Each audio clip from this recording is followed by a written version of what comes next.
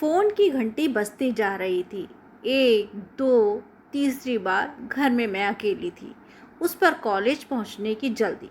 लपक कर मैं फ़ोन उठाती हूँ। मेरे हेलो कहने के साथ उधर सन्नाटा। मैम, मैं समीर, पहचाना? मैं समीर हूँ। मैं सुनकर पहचानने का प्रयत्न करने लगी। समीर? कौन समीर? समझ नहीं पा रही हूँ ये कौन समीर है। मैम, आपने नहीं पहचाना? मैं समीर हूँ। मैं आपसे 9 वर्ष पूर्व कॉलेज के पास के बस स्टैंड पर मिला था।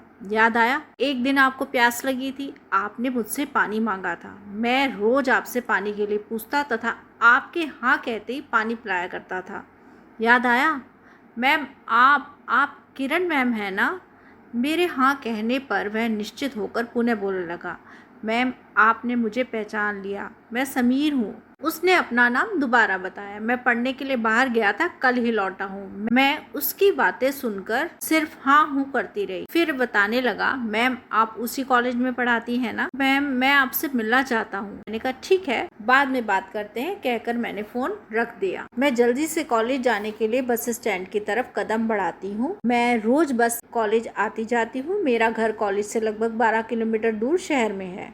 मैं बस की सीट पर बैठ जाती हूँ। मेरे मन में अभी भी समीर के फ़ोन पर की गई बातें घूम रही हैं। उसे पहचानने के प्रयत्न में सहसा मुझे 9 वर्ष पूर्व की वो घटनाएं स्मरण हो आती। छोटे से कस्बे के कन्या इंटर कॉलेज के बस स्टॉप पर पेड़ के नीचे खड़ी मैं बस के इंतजार कर रही थी। मौसम में गर्मी उतरने लगी थी। प्रकृति में अजीब सी सुगंध का समावेश हो रहा था। दोपहर का समय था। आसपास चाय वाले व अन्य फेरी वाले रोजमर्रा की तरह अपनी दिनचर्या में व्यस्त थे। बस के आने में थोड़ी देर थी। अचानक 13-14 वर्ष का सांवला सा दुबला पतला लड़का मेरे पास आकर खड़ा हो गया।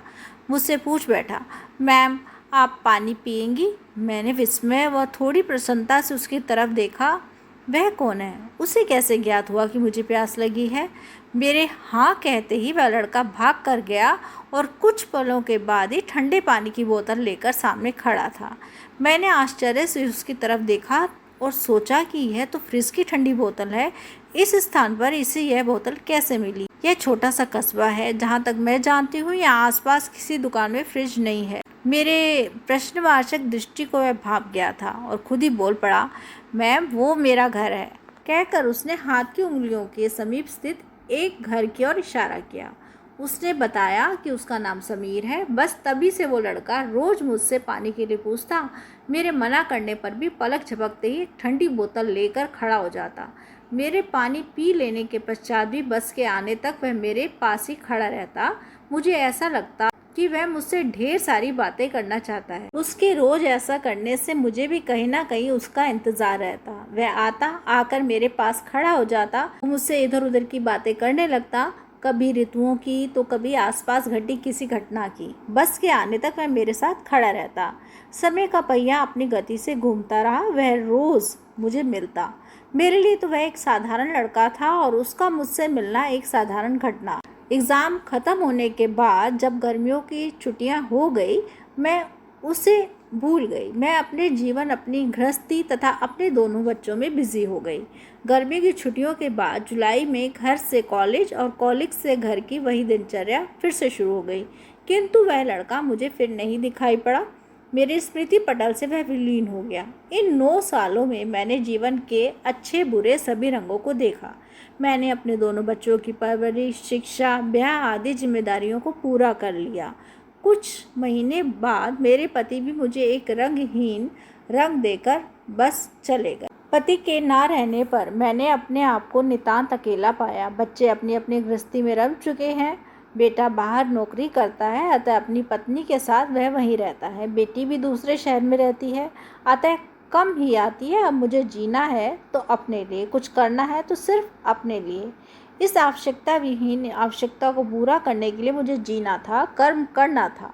इतने वर्षों पश्चात कॉलेज के बाहर मिलने वाला साधारण से लड़के समीर का फ़ोन क्यों आया?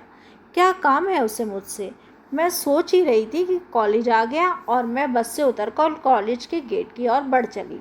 शाम को कॉलेज से लौटने के बाद मैं थकी सी बैठी थी कि फ़ोन की घंटी बज उठी। फ़ोन उठाने पर मैम नमस्ते की वही पहचानी सी आवाज़ सुनाई दी। मैम, मैं समीर बोल रहा हूँ। मैंने कहा, हाँ मैं किरण मैम बोल रही हूँ, कैसे हो? मेरे पूछते ही वह अपने बारे में बताने लगा। उसकी बातें सुनकर मुझे ऐसा लगा जैसे वह बहुत कुछ मुझसे कहना चाहता है। वह बातें बताने लगा जिसे जानने की जरूरत मुझे नहीं थी, जैसे अपनी ज़िंदगी का सारे पन्ने मेरे समक्ष खोलकर रख देना चाहता था। चंद दिनों की मुलाकात में मुझे उसके विषय में कुछ भी ज्ञान नहीं हो पाया था, या मैंने जानने या पूछने का कोशिश भी नहीं की थी। अब मुझे ज्ञात हुआ कि वह एक अनाथ लड़का था। उसे किसी संपन्न व्यक्ति ने अपनी संतान की तरह पाला था। इंजीनियरिंग की शिक्षा पूरे करने के बाद वह अब लौटा है। अपने विषय में और भी बहुत सी बातें मुझसे बताता रहा। यह बात मेरी समझ से परे थी कि इतने वर्षों के अंतराल के उपरांत तथा उम्र के इतने फासले तय करने के बाद उसने मुझे फ़ोन क्यों किया, मैं उसकी स्मृतियों में रही क्यों। पल पल कर वक्त पिघलता रहा, दिन रात गुजरते रहे। समीर मुझे रोज़ फ़ोन करता। अब तो सांस ढलते ही मुझे उसके फ़ोन के एक इंतज़ार भी रहने लगा। मुझे समीर के रूप में अब भी वही सांवला सा लड़का याद था, लेकिन फ़ोन पर एक भारी भरकम आकर्षक आवाज़ वाला वह लड़का अब कैसा दिखता होगा, यह मैं अक्सर सोचा करती थी। एक दिन फ़ोन पर मैंने यूं ही कह दिया, समीर समय मिले तो कभी मिलने आना, और वह समय भी आ गया। अब समीर अपने शादी का कार्ड लेकर मिलने आ गया। मुझे अपनी आंखों पर सहसा विश्वास नहीं हो पा रहा था कि कोई सांवला सा दुबला पतला पसीने से लथपथ लड़का इतना आकर्षक युवा कैसे हो सकता है। उसने मुझे इस रूप में देखा तो चुप सा हो गया। मुझे लग ही नहीं रहा था कि फ़ोन पर तमाम बातें करने वाला वही लड़का है। कुछ देर तक वह मुझे यूं ही देखता रहा, फिर बोल पड़ा, मैम मुझे नहीं पता था यह सब कैसे हो गया, आप अकेली हैं। उसकी बातें सुनकर मैं खामोश सी मुस्कुरा पड़ी। वह ध्यान से मेरी ओर देख रहा था, बस देखे जा रहा था अपलक। हम दोनों के बीच सन्नाटा सा पसर गया। मैम आप मुझे शुरू से ही बहुत अच्छी लगती थी। कमरे में फैले सन्नाटे को धीमी किंतु ठहरी सी आवाज़ ने तोड़ा। मैम आपने बताया नहीं, अन्यथा मैं शादी नहीं करता। मैम मेरे सपने तो आपके साथ, कहकर वह खामोश हो गया। उसके शब्द ज्यों ज्यों मेरे कानों पर पड़ रहे थे, मेरे पैरों के नीचे से ज़मीन खिसकती जा रही थी। मैं हतप्रभ थी। मुझे विश्वास ही नहीं हो रहा था कि मेरे लिए समीर के मन में ऐसा कुछ हो सकता है। वह अपने इस विवाह के बंधन को तोड़कर मेरे साथ अब भी जीवन जीने के लिए तैयार वो हट कर रहा था, किसी बच्चे की तरह। यह कैसा बंधन था जिसे मैं समझ नहीं पा रही थी। प्रेम का यह कौन सा रूप था? प्रेम के इस रूप से मैं परिचित होना ही नहीं चाहती थी। इसी प्रकार समीर को समझाते हुए मैंने अलविदा कहा। हाँ, यह अलविदा ही तो था। मैं समीर से अब कभी नहीं मिलना चाहती थी। अपने विवाह का निमंत्रण पत्र देकर किसी आज्ञाकारी शिशु की तरह वह समीर चला गया।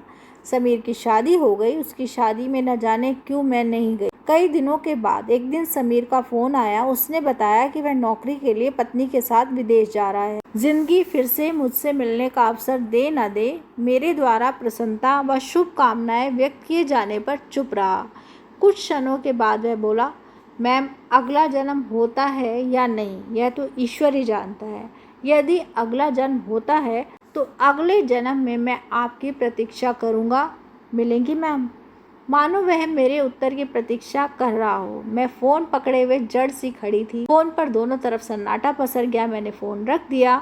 आज समीर जा रहा है, मैं उसकी स्मृतियों में गुम होती जा रही हूँ। ये कैसा बंधन है जिसमें उम्र, सामाजिक वर्जनाएं सब पीछे छूटती जा रही थी। हथेली में रह गया है तो एक पल, मात्र एक